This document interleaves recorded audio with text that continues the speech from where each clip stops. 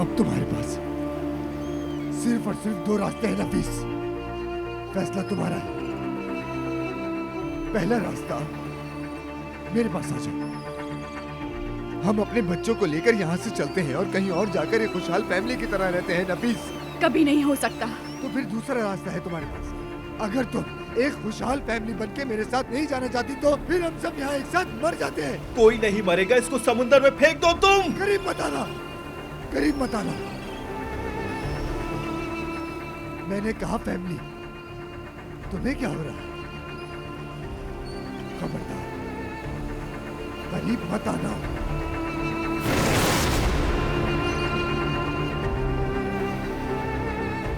तुम इसके हाथ बांधो।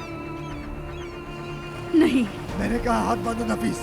मेरे पास खोने को कुछ नहीं है, कुछ भी नहीं है मेरे पास नफीस। समझी या फिर आग लगा तुम्हें? बांधो, मैंने कहा।